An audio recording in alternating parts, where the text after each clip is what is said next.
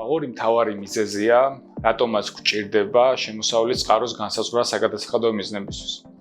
ერთი ის არის, რომ საგადასახადო კოდექსით არარეზიდენტისთვის გადახდილი თანხა მხოლოდ ისეთ შემთხვევაში იბეგრება, თუ ასეთი თანხა წარმოადგენს საქართველოში არსებული წყაროდან მიღებული შემოსავლის.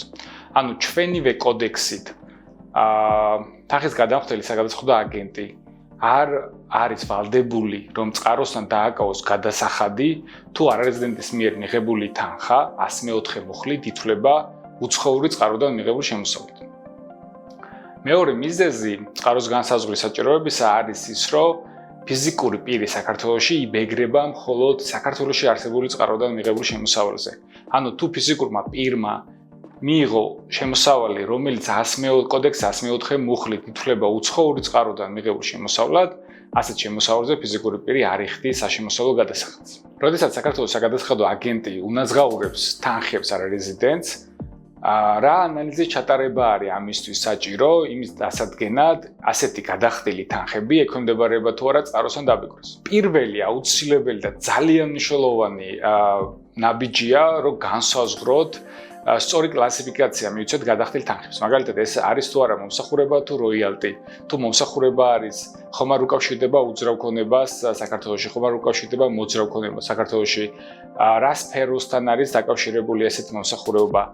მომსახურების გამწევს საქართველოში ხარჯი ხო არ გაუწევია მომსახურების გაწევისთვის, ან წარმომადგენლობის საშუალებით ხო არ გაუწევია მომსახურება და ასე შემდეგ. მნიშვნელოვანია სწორი კლასიფიკაციის მიცემა იმისთვის, რომ სწორ პარაგრაფს მიუსადაგოთ საქართველოს საგადასახადო კოდექსის 104 მუხლის. 104 მუხლი გვაძლევს მხოლოდ განმარტებას იმისა, რა არის საქართველოს წყაროდან მიღებული შემოსავალი. სამწუხაროდ 104 მუხლი არ გვაძლევს განმარტებას პირდაპირ რა არის უცხოური წყაროდან მიღებული შემოსავალი. ანუ ეგრეთ გამორიცხვის მეთოდით უნდა დავადგინოთ რა არის უცხოური წყაროდან მიღებული შემოსავალი. ანუ როდესაც მიუსადაგებთ შესაბამის პარაგრაფებს, სავარაუდოდ ყველას და არც ერთში არ ჯდება და არც ერთს არ შეესაბამება კონკრეტული ჩვენი кейსი, ასე შემთხვევაში გამორიცხვის მეთოდით დასკვნას ვაკეთებთ, რომ ეს არის უცხოური წყაროდან მიღებული შემოსავალი. ჩემი აზრით 104 მუხლი იკითხება შემდეგნაირად. 104 მუხლში მოცემულია A და Ž ქვეპუნქტამდე კონკრეტული ტიპის შემოსავლები. მაგალითად, როიალტზე ცალკე წესია, პროცენტზე ცალკე წესია, დივიდენდზე და მომსახურებაზე ცალკე წესია და ასე შემდეგ. მომსახურებაზე კიდე სხვადასხვა წესებია დამოკიდებული სიტუაციაზე, кейსზე და თუ რაიმე кейსი და ტიპის შემოსავალი არ ჯდება A, Ž ქვეპუნქტებიდან არც ერთში, მაშინ უკვე გადავდივართ ეგრეთ წოდებულ დამზღვევი მუხლია R ქვეპუნქტი, რომელიც ამბობს, რომ საქართველოს საქმიანობიდან მიღებული სხვა შემოსავალი. ანუ, როდესაც ზემოთ A, Ž ქვეპუნქტიდან არც ერთში არ ჯდება, უკვე მნიშვნელობა ენიჭება წყაროს განსაზღვრისთვის ეს ამ ტიპის შემოსავალი საქართველოს საქმიანობიდან გამომდინარე იქნა გამომუშავებული თუ არა. დავუშვათ, რომ ჩვენ დავადგინეთ ანალიზის შემდეგ, რომ არც ერთ ქვეპუნქტს არ მიესადაგება ჩვენი кейსი, შესაბამისად შეიძლება დასკვნა გაკეთდეს, რომ უცხოურ წყაროდან არის კონკრეტული ტიპის შემოსავალი მიღებული, ან რომელიც ჩვენგან მიიღო არარეზიდენტმა. ასეთ შემთხვევაში ჩვენი კოდექსით წყაროსთან დაბეგვის ვალდებულება არ გვაქვს და ორმაგი დაბეგვის ხელშეკრულებაზე გადასვლაც კი არ არის ხოლმე საჭირო, იმიტომ რომ ორმაგი დაბეგვის ხელშეკრულება შემდგომი ეტაპია, მას შემდეგ რაც ჩვენი კოდექსით განისაზღვრება წყაროსთან დაბეგვის ვალდებულება. თქვი აღნიშნავ, რომ ჩემი კლიენტებს ხშირად ვურჩევ ხოლმე, რომ თუ მოეპოვებათ მაინც არსებობს ორმაგი დაბეგვის ხელშეკრულება და მოეპოვებათ რეზიდენტობის ცნობა, მაინც ასე თქვა იქონიან ეს რეზიდენტობის ცნობა, იმიტომ რომ ორმაგი დაბეგვის ხელშეკრულება ხშირად მეტ დაცვას განაპირობებს, ვიდრე 104 მუხლი, რომელიც საკმაოდ ინტერპრეტირებადი მუხლი არის და ხშირად გამختარა საგადასახადო ორგანოსა და გადასახადს განახორციელებს შორის დავისაგან. თუ მაგალითად დავუშვებთ, რომ ჩემ 104 მუხლის ანალიზის შედეგად დავადგინე, რომ ჩემს მიერ არარეზიდენტისთვის გადახდილი თანხა წარმოადგენს საქართველოში არსებული წყაროდან მიღებულ შემოსავალს, ან არსებობს რისკი იმისა, რომ საგადასახადო ორგანო განიხილავს საქართველოს წყაროდ, მაშინ უკვე შემდეგ ეტაპზე გადავდივარ, ეს არის ორმაგი დაბეგვის ხელშეკრულების გამოყენება და უნდა ნახო არის თუ არა ორმაგი დაბეგვის ხელშეკრულება, დავუშვათ, რომ მაქვს იმ ქვეყანასთან ორმაგი დაბეგვის ხელშეკრულება და რეზიდენტობის ცნობაც მოეპოვება. აქ უკვე პირველი კითხვა რაც უნდა დავსვათ, ეს არის მათ თავისუფლებს თუ არა კონკრეტული ტიპის შემოსავალს ეს კონკრეტული ორმაგი დაბეგრვის ხელშეკრულება განსაკუთრებით ეს კითხვა აქტუალურია თუ პასიურ შემოსავალთან მიმართებაში მაგალითად დივიდენდზე, როიალტზე, პროცენტზე ყველა ორმაგი დაბეგრვის ხელშეკრულება მე არ მათავისუფლებს წყაროსთან.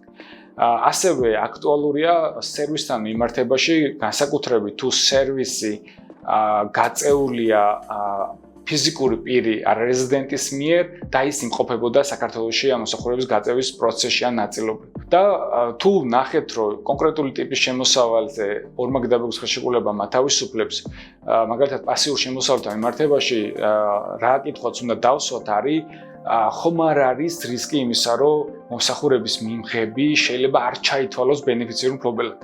თუ სადაც ორგანოს მიერ არ ჩაითვლება ბენეფიციურ მფლობელად, ამის ბენეფიციურ მფლობელების ცალკე წესები არსებობს, რომელიც საკმაოდ სუბიექტური არის სხვათა შორის, თუ არ ჩაითვლება, მაშინ ორმაგი დაბეგრვის ხელშეკრულებით არ გვასარგებლებს საგადასახადო ორგანო.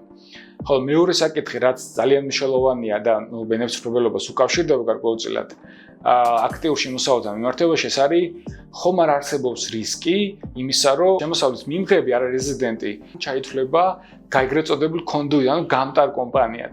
ასევე დაემატა ახალი თემა, ეს არის ეგრეთ წოდებული მთავარი მიზნის ტესტი, ესე ქვია PPT პრინციპი არის, Principal Purpose Test პრინციპი არის, რომლის მიხედვითაც საგადასახადო ორგანო თუ დაადგენს, რომ ამ კონკრეტული ქვეყნის ოპერაციაში ჩართვის ერთ-ერთი მთავარი მიზეზი იყო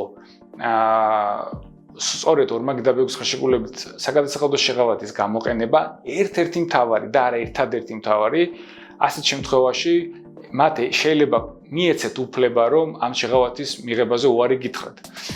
ეს კიდევ ახალი საკითხია, რომელიც მსგავსია ბენეფიციურ მფლობელის საკითხთან, მაგრამ კიდევ უფრო ნაკლები ტვირთთან არის დაკავშირებული საგადასახადო ორგანოსთვის. ასევე აღსანიშნია ის, რომ მაგალითისთვის, როდესაც ვაძლევ კლასიფიკაციას კონკრეტული ტიპის შემოსავალს, ანუ გადახდას, თანხა რომელიც გადავუხადეთ არარეზიდენტს, მინდა განსაზღვრო რა ტიპის შემოსავალია, ხო? მაგალითისთვის არის თუ არა არის მომსახურება, თუ არის როიალტი. ერთ-ერთი მაგალითი რო განვიხილოთ. ხშირ შემთხვევაში დაბეგრვა საქართველოში იმაზეა დამოკიდებული, ეს ჩაითვლება თუ არა მომსახურებად, თუ მომსახურება არის, შეიძლება წყარო საერთოდ არ იყოს საქართველოს ან ორმაგი დაბეგრვის ხელშეკრულებამ გამათავისუფლოს და თუ არის როიალტი, დაიბეგროს, წყარო იქნება საქართველოს და ორმაგი დაბეგრვის ხელშეკრულებითაც კი დაიბეგროს 5%. აქ აუცილებლად უნდა გავითვალისწინოთ ის, რომ განმარტებას როიალტის, დივიდენდის და პროცენტის განმარტებას ორმაგი დაბეგრვის ხელშეკრულებაც იძლევა. ამიტომ, როდესაც მაგალითად ვაძლევთ კლასიფიკაციას კონკრეტული ტიპის შემოსავალს და მაგალითად გვინდა დავადგინოთ ეს არის მომსახურება თუ როიალტი, გარდა ჩვენი კოდექსის, საგადასახადო კოდექსის მე-8 21 ნაწილისა, რომელიც როიალტის განმარტებას გვთავაზობს, უნდა ჩავიხედოთ ასევე კონკრეტული ორმაგი დაბეგრვის ხელშეკრულებაში, რომელიც გამოიყენება და როგორც წესი, ორმაგი დაბეგრვის ხელშეკრულების განმარტება უფრო შეზღუდული ან უფრო შევიწროვებულია, ვიდრე ჩვენი კოდექსის განმარტება.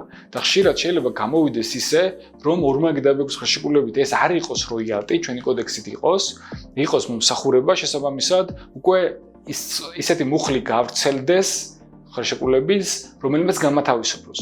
ამიტომ, როდესაც სწორ კლასიფიკაციას აკეთებთ და case analysis აკეთებთ, აუცილებელია არა მხოლოდ ჩვენი განმარტებები, ჩვენი კოდექსის განმარტებებს ჩახედოთ, არამედ ორმაგი დაბეგრვის ხელშეკრულებების განმარტებებსაც. როგორც ხედავთ, არც ისე მარტივია სწორად განსაზღვროთ ჩვენს მიერ არარეზიდენტისთვის გადახდილი თანხები ექვემდებარება თუ არა გადახდის წყაროსთან, გადასახადის დაბეგრვას და რა პროცენტით, საკმაოდ დეტალური და ხანგრძლივი ანალიზის საჭიროება შეიძლება იყოს.